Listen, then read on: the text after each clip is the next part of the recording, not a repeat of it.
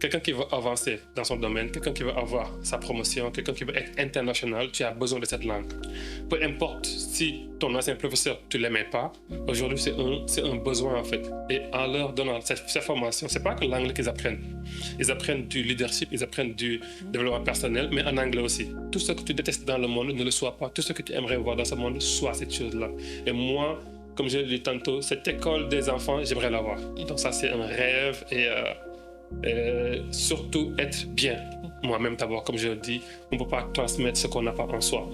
Donc j'aimerais bien avoir cette école, avoir une école qui sera carrément grand, qui va être partout au Sénégal et partout dans le monde aussi, Inch'Allah, parce que les valeurs et les idées que nous avons, on aimerait bien que les gens puissent les intégrer et les appliquer dans la vie de tous les jours.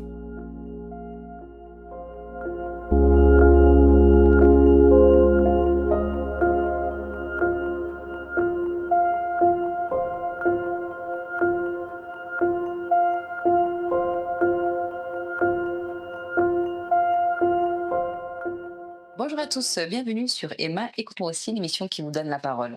Aujourd'hui, j'ai le plaisir de recevoir une voix forte, une voix influente de la scène médiatique sénégalaise, un entrepreneur, mais pas que, puisqu'il est aussi modèle, il est influent, il a aussi cette petite touche d'humour qui lui tient très à cœur. J'ai le plaisir de recevoir sur ce plateau Gora Baraham. Enchantée, Gora. Merci beaucoup. Merci beaucoup en tout cas d'être présent sur ce plateau. C'est Merci. un véritable plaisir de te recevoir.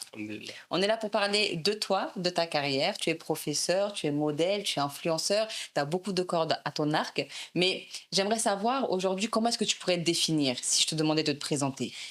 Déjà, je vais dire assalamu alaikum à tout le monde qui nous regarde et vous remercier pour l'invitation parce que comme je le dis très souvent, quand on nous invite quelque part, mettre la lumière sur nous, c'est toujours pour nous, c'est toujours pour nous d'abord. Et merci pour ça. Alors, moi, je vais me définir comme un apprenant. Je suis professeur et comme on dit, celui qui cesse d'apprendre, cesse d'enseigner. Donc, moi, je suis quelqu'un qui apprend toujours, quelqu'un qui aime transmettre du savoir, apprendre et transmettre du savoir. Donc, je suis un professeur et un apprenant. Donc, j'aimerais que vous reveniez justement sur cette belle histoire. Aujourd'hui, vous apprenez l'anglais aux personnes pour qu'elles puissent réussir à parler anglais. Comment est-ce que vous avez fait pour apprendre déjà l'anglais et avoir cette envie aussi de transmettre cette belle langue aux personnes? Alors, moi, j'ai commencé, j'étais en série S. J'étais scientifique, puis après, en avançant, j'ai joué aussi au basket. Donc, naturellement, quand on joue au basket, on va aller aux États-Unis, donc il faut l'anglais. Mais je n'étais pas bon en anglais. Comme je le dis très souvent, jusqu'en second semestre, je n'étais pas bien en anglais. Et c'est là que j'ai intégré le club d'anglais de l'Imam Moulay High School. Et je salue au passage où j'ai tout appris. Fast forward. Alors, quand j'étais en seconde, en première, je n'ai pas fait le second semestre en première. Et ils ont voulu que je redouble. J'ai dit que je n'avais pas le temps de redoubler. Je peux aller en L. Et avant même de finir l'année scolaire de la première, j'ai fuyé mes cours scientifiques pour aller assister aux cours d'anglais dans les autres salles. Parce que je savais que j'allais virer pour aller en série L. Et puis après, voilà. Et de là-bas, j'ai eu la chance de faire une formation avec l'ambassade des États-Unis quand j'étais au lycée. 2 ans de formation, Access Programme. Et c'est là que j'ai carrément aimé l'anglais, que j'ai carrément développé mon niveau de langue. Et après, il y a aussi le club d'anglais de l'IAMLA qui m'a beaucoup aidé, où j'ai eu à faire connaissance de pas mal de personnes avec qui je chemine toujours, où j'ai même eu à apprendre le programme de la terminale avant d'aller en terminale. Donc, il faut savoir que même j'ai commencé à enseigner l'anglais quand j'étais en terminale avec mes camarades de classe. Donc, je commençais déjà à les former en anglais. Donc, c'est comme ça que j'ai appris la langue. Et naturellement, étant quelqu'un qui joue au basket, comme je l'ai dit tantôt, je pensais que j'allais aller aux États-Unis, jouer au basket, continuer dans le monde. Voilà. Donc, j'apprenais l'anglais au cas où. Au cas où, Voilà, au cas où, voilà. C'est ça. Et c'est bien ce que vous dites, puisqu'on a tendance à penser que quand on n'arrive pas à parler l'anglais dès le bas âge, ça devient difficile pour l'apprentissage de la langue. Mais là, l'histoire, elle est belle, puisque vous avez commencé à apprendre en seconde.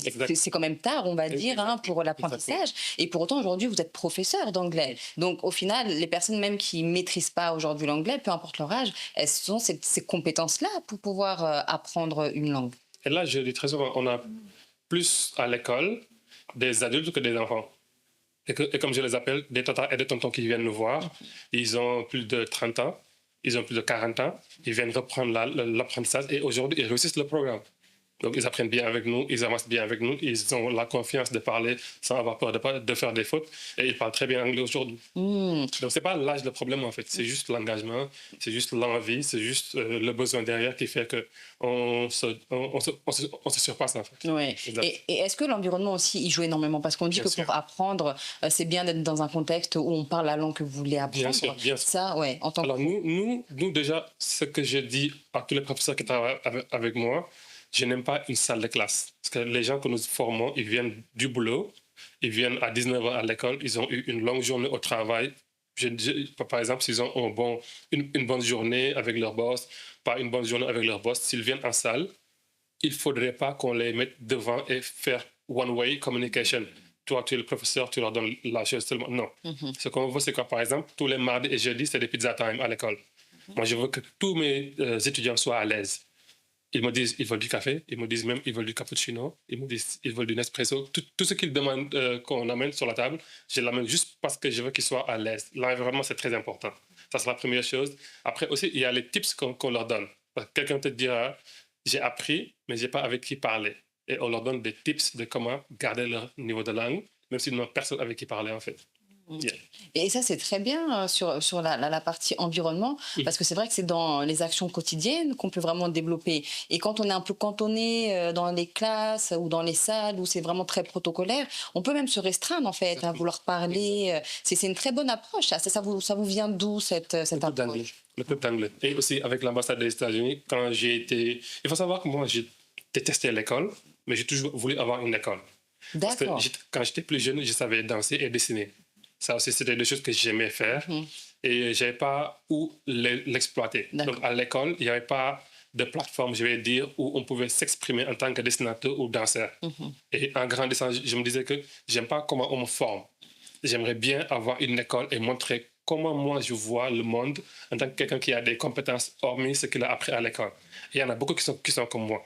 Quand j'étais à Birago Diop, j'avais un programme qu'on appelait Gift and Talents.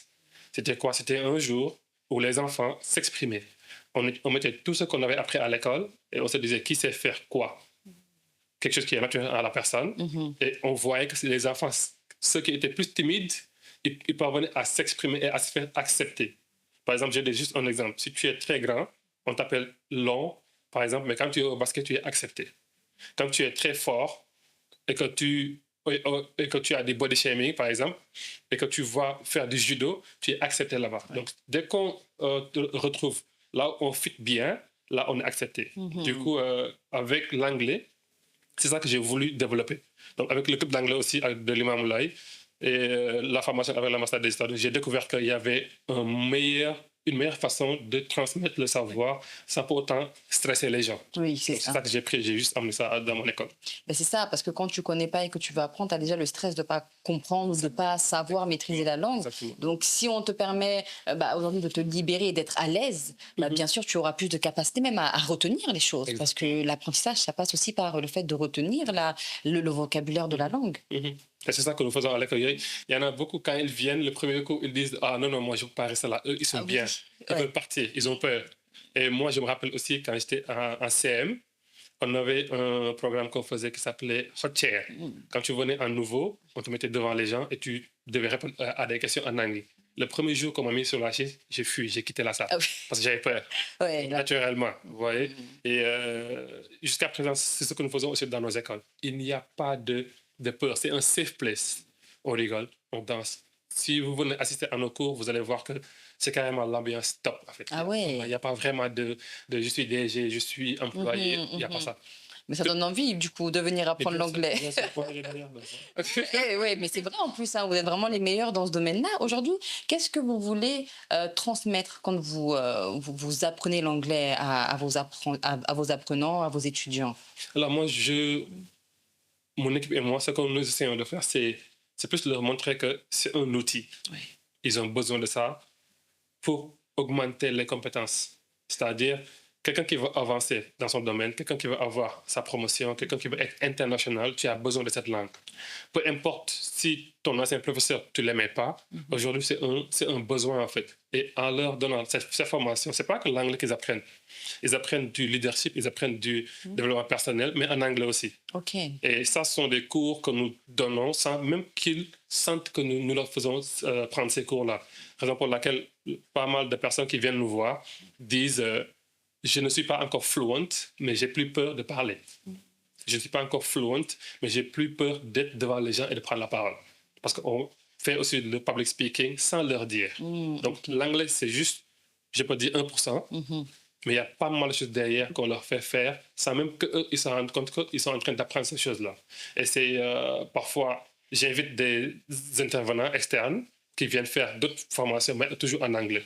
Parce que si, par exemple, comme je le dis très souvent, si l'anglais seulement suffisait, aucun anglophone allait chômer ou être SDF. C'est vrai. Donc, c'est pas seulement la langue qui est importante, c'est aussi ce que tu as dans la tête et comment transmettre ça aussi. Bah oui, c'est ça, c'est exactement ça. Aujourd'hui, vous parlez français, wolof et également anglais.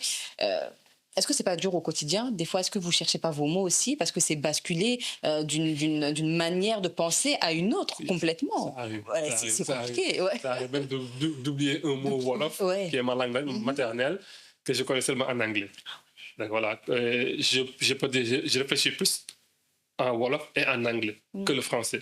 Raison pour laquelle, même quand je parle français, j'ai tendance à bégayer beaucoup parce que voilà, je n'ai pas l'habitude de parler forcément l'anglais. Je me rappelle quand je suis allé à l'ISM, j'avais validé ma deuxième année à la fac, département anglais, pour aller en troisième année anglais.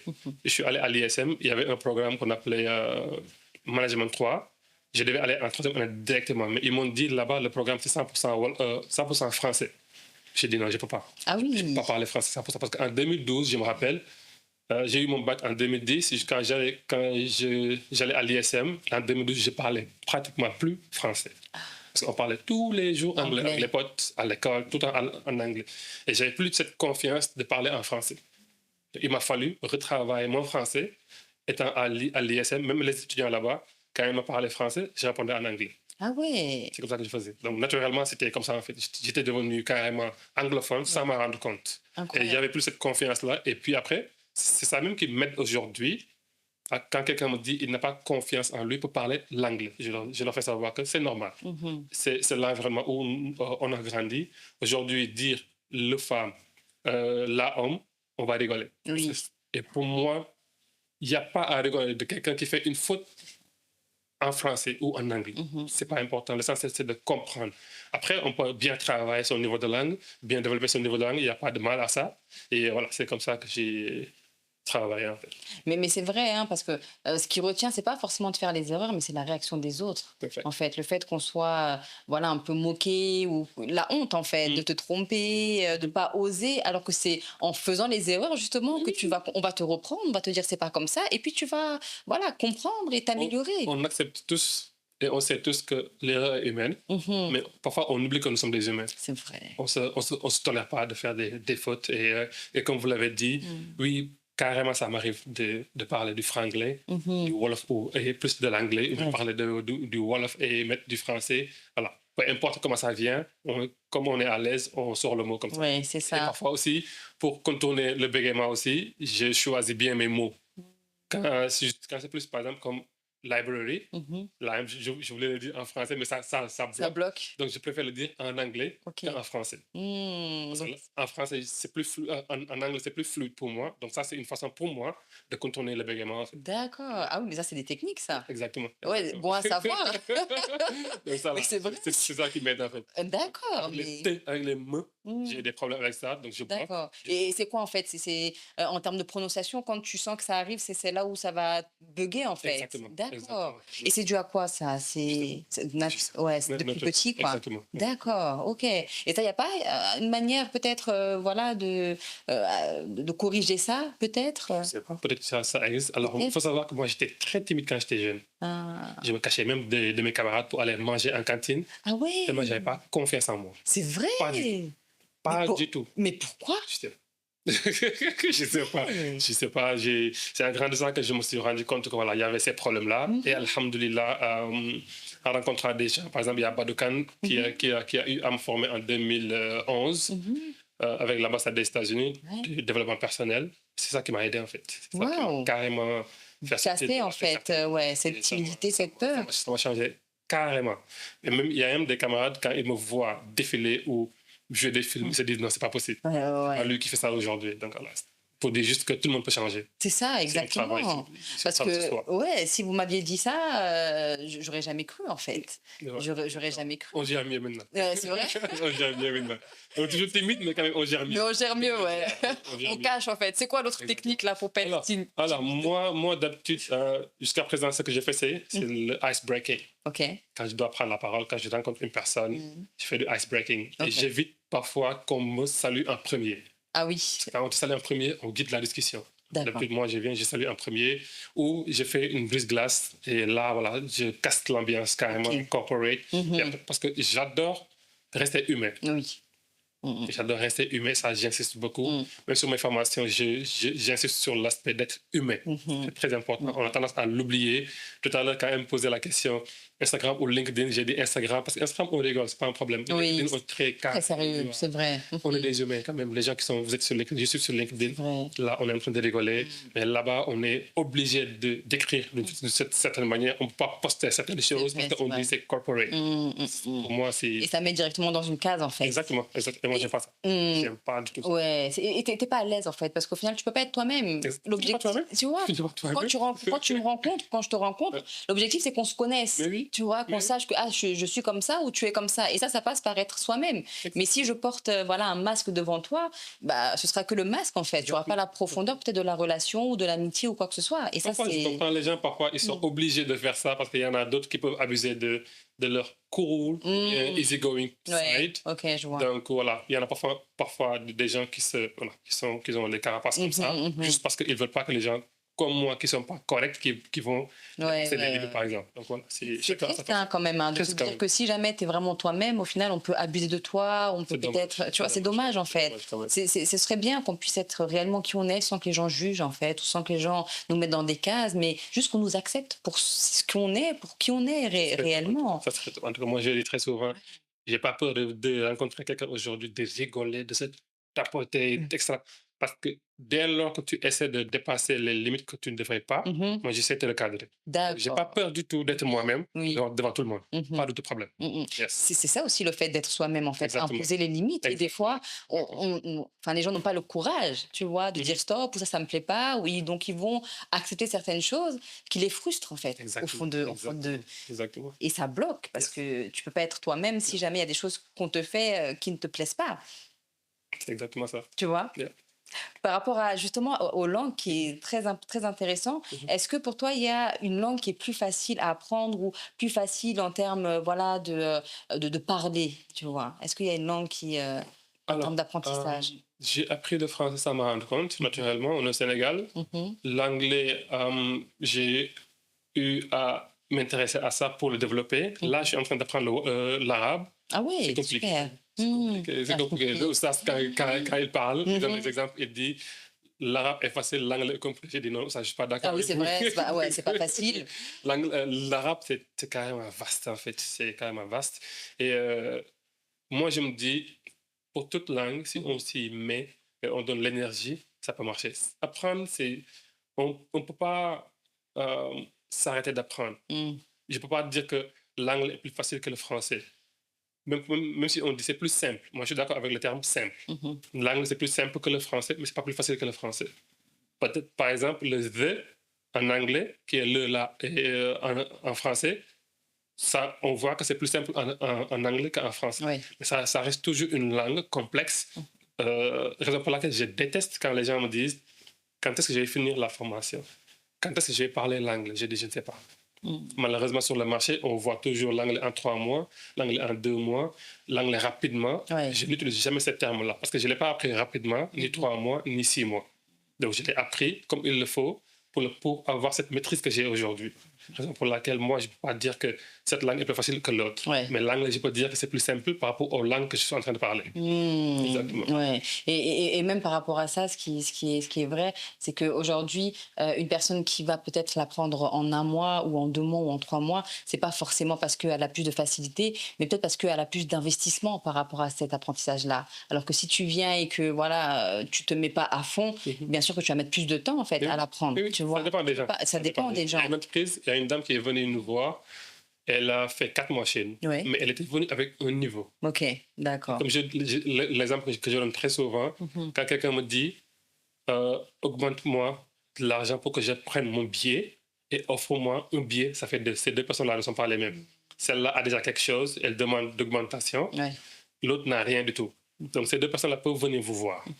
Ou bien même deux personnes qui n'ont pas de niveau du tout. Ils ont le même niveau bas, Ouais. ils viennent, l'autre s'engage plus que l'autre personne. Aujourd'hui, j'ai des camarades avec qui j'ai fait le même circuit à l'école. Ouais.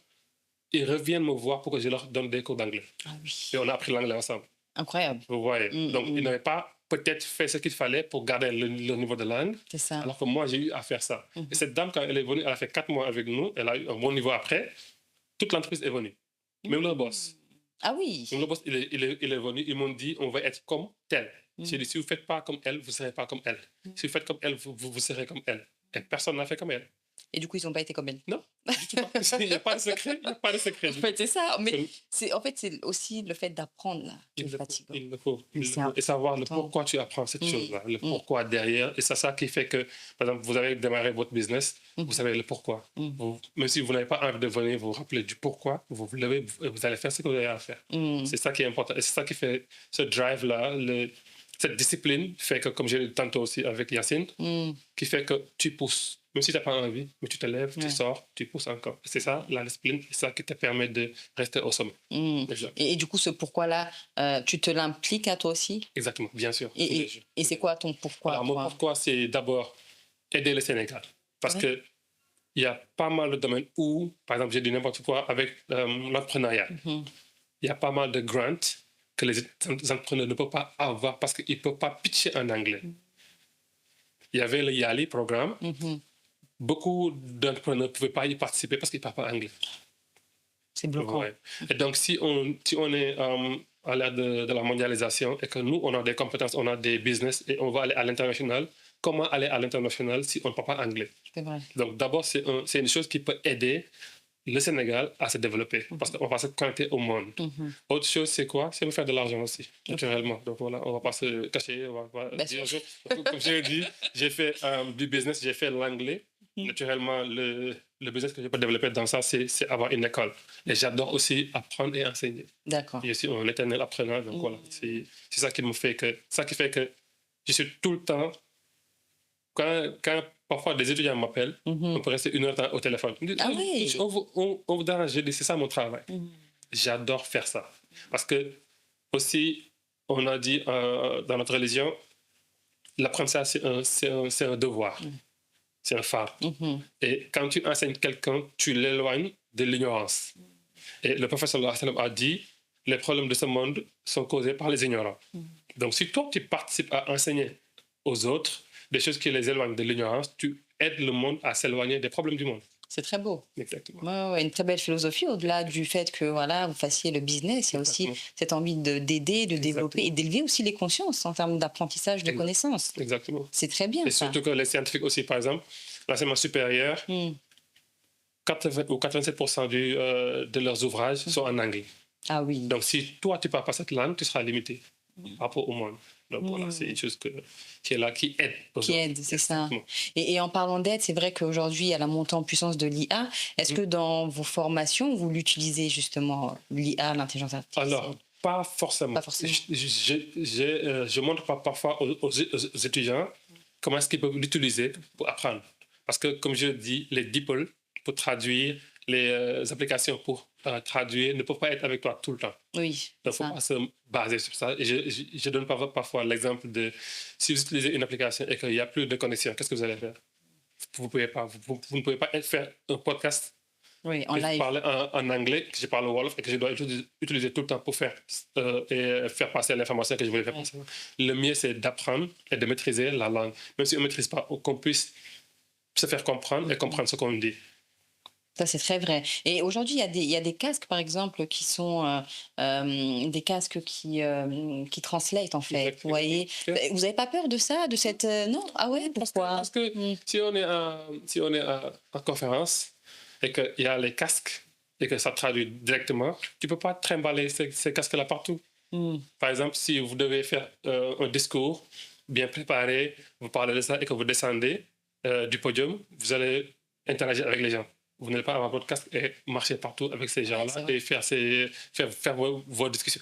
Il y aura tout le temps le marché qui sera là. Moi, je n'ai pas peur du développement des applications, Mhm. des casques. Peu importe, c'est important. Mhm. Et ça, ce sont les humains qui vont les utiliser, même s'il y a des robots qui feront ça. Mais l'essentiel, c'est que tout le monde n'a pas accès à ces choses-là. Donc, c'est moins cher d'apprendre la langue que de l'acheter ces casques-là et de les avoir partout. Mhm. Yeah. Et quelle a été la première idée, en fait, en faisant ça, en vendant cette formation-là pour les Sénégalais, pour l'Afrique en général? Alors, moi, il faut savoir que j'ai commencé avec le leadership en anglais. D'accord, ok. Pourquoi le leadership? Parce que j'ai eu à faire la formation, j'ai vu comment ça m'a changé Ah aujourd'hui. oui, ok. Donc, c'est cette envie de vouloir aider. Parce que je sais que comment nous sommes, il y a plusieurs autres personnes qui sont comme ça. Mhm. Parfois, même quand on partage notre histoire, Mhm. les gens s'identifient à ça.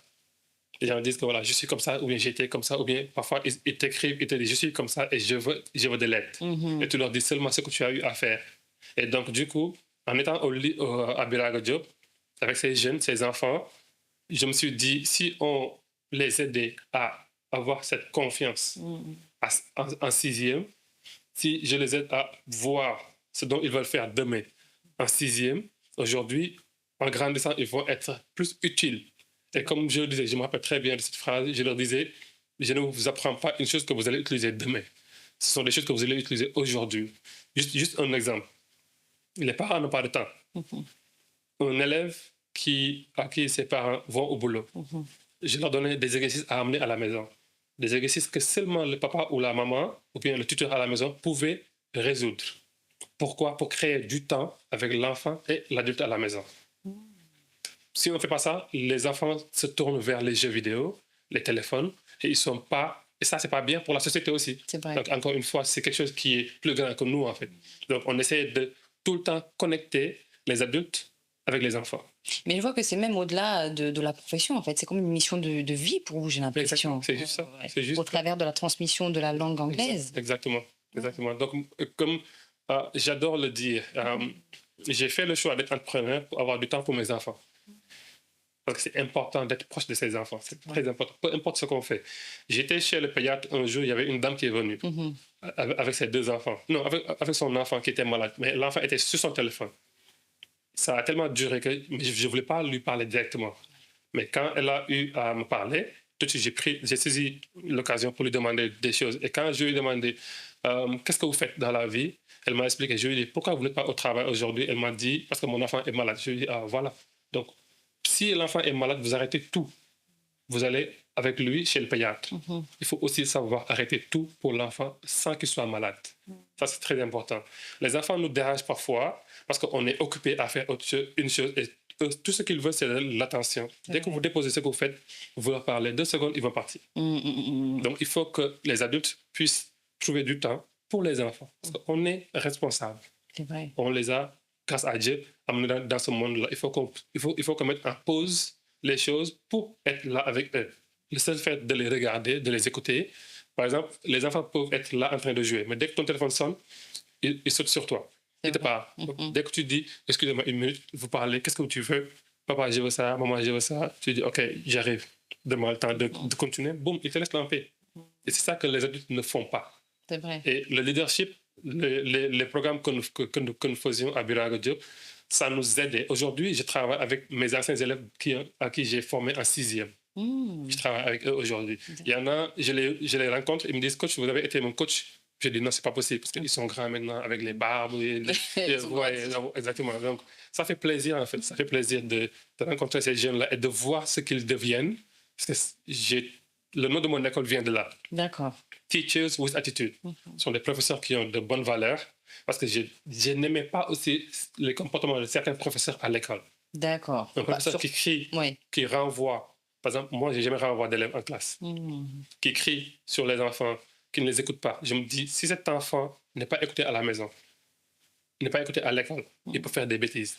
Encore une fois, ça revient à moi, comment j'ai été. C'est pas que j'ai pas été écouté à la maison, mais j'avais pas de repères, de cadre pour être bien orienté, en fait. Donc, si toi, tu es là, tu es payé pour former et garder les enfants en salle, tu ne dois pas te fâcher ou être en colère et les renvoyer de la salle. Non. Ils peuvent te respecter, avoir du civisme dans l'école. Une chose que j'aimais faire en salle, quand je venais, si le cours c'était à 10h ou midi, je venais en salle, je dis tout le monde, regardez par terre, ramassez tout ce qui est sous vos pieds. Les enfants qui disaient, ouais, coach, on n'a pas fait ça, je dis non. En venant ce matin, très tôt, il y avait une dame qui a nettoyé avant vous, à 7h ou 6h du matin, qui est partie. Est-ce que c'est normal de salir derrière elle? Ils prennent, ils ramassent, ils mettent dans les poubelles. Dans l'école aussi, pareil. Donc, ils ont grandi comme ça à l'école. Parce que moi, j'ai arrêté de jeter des ordures dehors quand j'étais au lycée. Avec le club d'anglais de Lyon, pour revenir au club d'anglais où j'ai appris pas mal de choses. Il y a vraiment des valeurs aujourd'hui que vous souhaitez transmettre à vos élèves. Il le faut. C'est important. Il le faut. Pourquoi c'est important selon vous? Parce qu'encore une fois, ce monde nous appartient. Et tout ce qui touche à l'autre, tu dis que c'est seulement à l'autre, tu ne sais pas où ton enfant va rencontrer cet autre-là. Tu ne sais pas où ton frère, ta soeur va rencontrer ces autres-là. Moi, j'ai rencontré des gens qui m'ont façonné, qui m'ont changé, qui m'ont aidé aujourd'hui. Et il y en a d'autres qui ont rencontré d'autres personnes qui ont changé leur vie négativement. Donc, si on essaie de s'éduquer, parce que toute personne qui dirige aujourd'hui, qui est dehors, vient d'une maison. Donc, si on fait le travail dans les maisons, ces personnes vont sortir avec ces bonnes valeurs-là, et puis, Inch'Allah, rencontrer d'autres personnes, et ça fera que ça se développer. Donc, c'est important. Donc, c'est plus pour la sécurité de ce pays, de ce monde, et pour nous aussi. Exact. Vous avez une grande attache aujourd'hui au Sénégal, au pays que vous voulez voir développer. Exactement. C'est ici, c'est le Sénégal qu'on a. C'est le Sénégal qu'on a, et alhamdulillah, on a tout ici. Donc voilà, si on travaille, si chacun fait ce qu'il doit faire dans son domaine, ne pas mentir, ne pas essayer d'escroquer les autres, faire bien son travail, développer son travail, être le meilleur dans son travail, on va se développer. C'est ce qu'il faut.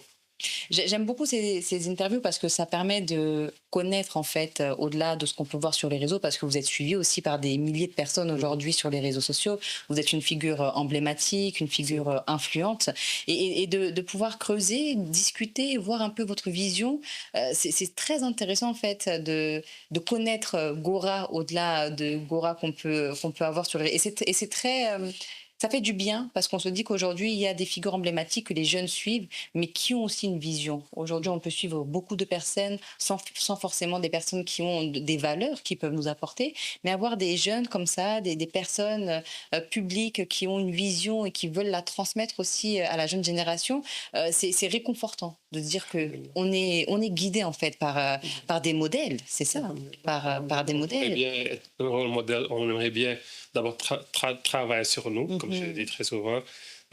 Moi, la chance que j'ai eue, c'est les gens qui m'ont formé. Les Badoukan, voir aussi Amadou Diaw, président de ISM, le propriétaire de ISM.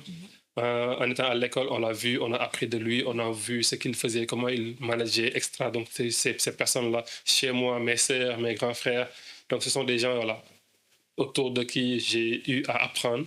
Et aujourd'hui, j'essaie juste d'être utile. Voilà.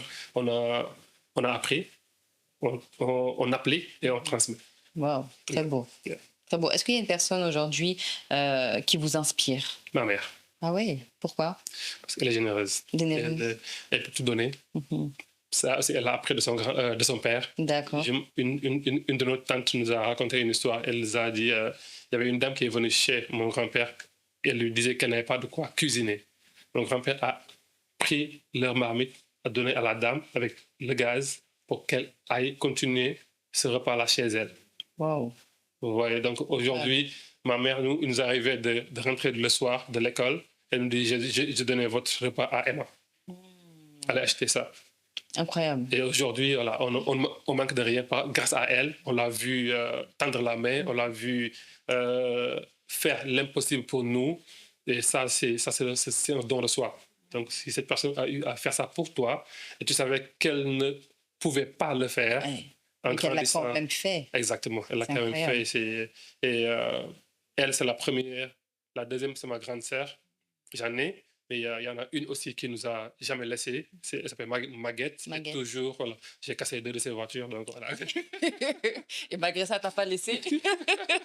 Donc voilà. Et ce sont vraiment, vraiment, comme je dis très souvent, chez moi, il y a tout. Il y a tous les exemples, bons comme mauvais. Mhm. Et alhamdulillah, on se focalise que sur le bien et essaie de dupliquer ça. Et toi, tu étais un bon ou un mauvais exemple? Alors moi, j'étais terrible. Terrible. Oui, Ouais. c'était école. Je fuyais l'école, je n'allais pas à l'école. J'allais dans les filaos, je Ouais. trimballais avec les chiens là-bas. Je mangeais des cigales, je ne sais pas comment on dit encore. Non. Hedgehog, je ne sais pas comment on dit en français. Ouais. Et, alors ça, encore une fois, j'allais aussi à la plage quand je rencontrais quelqu'un qui avait un t-shirt avec des dessins. J'enlevais mon t-shirt, je lui donnais, je l'empruntais son t-shirt pour reproduire le dessin sur son t-shirt. Ouais, ok. Donc moi, je n'aimais pas l'école du tout. Il y avait la je ne me sentais pas créativité. à Ouais. l'aise. Voilà, je me sentais pas à l'aise. Et je me dis, étant plus jeune, je pensais que j'allais être dessinateur ou danseur. Incroyable. J'adorais ça. J'adorais ces deux-là. Je n'étais pas un bon dessinateur parce que c'était inné. Ouais. J'ai dû apprendre ça. D'accord. Raison pour laquelle, quand j'ai laissé ça, j'ai perdu la main. Hmm. La danse, on fait toujours, mais en cachette. Quoi. Ouais. Plus invisible. Et je voulais savoir, est-ce que c'est pas justement votre histoire personnelle en tant qu'enfant qui vous pousse aujourd'hui à vraiment vous investir dans l'éducation, dans le développement de la jeunesse? Mais oui, Ouais. parce que je sais qu'il y a beaucoup d'enfants qui sont comme moi. Hmm. Et moi, mon plus grand projet, c'est d'avoir l'Académie des enfants. Ah, ok. Pas forcément en anglais, en fait. Non, pas forcément en anglais. Pas forcément en anglais. C'est l'Académie des enfants. La petite enfance, ça me parle beaucoup. Parce que, par exemple, à Guédiawaye, je vais, Inch'Allah, offrir des cours d'anglais à des écoles qui sont là-bas. Super. Je vais amener des professeurs là-bas qui vont former ces enfants-là en anglais parce qu'ils n'ont pas les moyens de se payer les professeurs, par exemple. Donc, ça, c'est la partie sociale de l'école pour aider ces jeunes-là à comprendre dès le bas âge l'anglais. D'accord. Et en grandissant, ils vont pouvoir maîtriser cette langue et ne pas struggle carrément comme les adultes. Mhm. Et pourquoi aussi j'adore plus travailler avec les enfants, c'est qu'ils ne sont pas pressés. Mhm. Ils apprennent sans se rendre compte qu'ils apprennent. Oui. Si on allait au monument, vous, moi et un enfant, l'enfant peut courir et monter. Nous, on va calculer. Demain, on doit travailler. On aura mal aux genoux, on aura mal aux cuisses. Alors que l'enfant ne calcule pas. Mhm, mhm. Ils apprennent sans se rendre compte qu'ils apprennent. Et si on leur donne les bonnes choses, ils vont maîtriser les bonnes choses. Et voilà, ça fera que ça va changer le monde. Parce que, comme on dit, quand on tue quelqu'un, c'est comme on a tué l'humanité. C'est la même chose avec quand on aide quelqu'un, c'est comme si on a aidé l'humanité. C'est vrai. Et avoir une classe, c'est avoir une génération en main. Tu as 20 personnes, 20 différentes personnes, 20 différents êtres humains qui vont devenir n'importe qui demain. Vous avez été enfant, j'ai été enfant. Est-ce que vos professeurs savaient que vous allez devenir qui vous êtes aujourd'hui? C'est vrai. Est-ce que les professeurs savaient que j'allais être qui je suis aujourd'hui? En salle, on me disait, le prof de maths venait, il dit, il est nul. Le prof de scientifique SVT, il venait, il dit, il est passable. Ouais. Le prof de français, il disait, il est bon. Le prof d'anglais, il dit, il est excellent. Donc, j'ai 4 appréciations de 4 personnes pour un enfant. Qui je vais croire? Ceux qui sont plus négatifs que ceux qui sont positifs. C'est vrai. Donc, si on a ces appréciations-là, de par les écoles, de par les professeurs, on grandit comme ça, on peut perdre la confiance. Et aujourd'hui, si on aide avec la petite enfance, on leur donne la confiance nécessaire pour qu'ils grandissent, ils vont mieux faire des choix et ils vont mieux faire les choses dans ce pays-là. C'est vrai. Dans ce monde. Ça, c'est très vrai. Et en plus, la partie académique aussi, elle est totalement faussée parce qu'un enfant n'apprend pas de la même manière. Mais non. C'est ça qui est Du tout compliqué. On ne peut pas aujourd'hui avoir 20 enfants dans une classe et dire que tous les enfants doivent apprendre de la même manière, au même niveau. C'est pas possible. Je en l'ai dit fait. récemment à une amie, elle me dit, mon enfant n'aime pas les exercices, elle apprend que par les choses audio. Ben oui. J'ai dit, mais oui, elle a trouvé sa façon. C'est ça. C'est à toi de l'orienter et de Exactement. lui faire apprendre les choses de par cette voie-là. Il y en a, ils écoutent, ils captent, il y en a, ils écrivent, ils captent, il y en a, ils regardent, ils captent. Donc, chacun a sa façon d'apprendre. Donc, si, comme on dit, si on juge le poisson à ses capacités de monter un arbre, On va toujours dire que c'est un idiot, excusez-moi du terme. C'est Alors ça. que voilà, la personne ne doit pas se développer là-bas. Et aujourd'hui, voilà, c'est ça qui fait que si on parvient, comme je le disais tantôt, une classe, c'est une génération. 20 personnes, ces personnes vont devenir n'importe qui demain. Si on leur donne la bonne formation dès leur bas âge, c'est là qu'ils vont faire des merveilles en C'est vrai. grandissant. Yes. Une dernière question, est-ce que vous avez un rêve, Gora?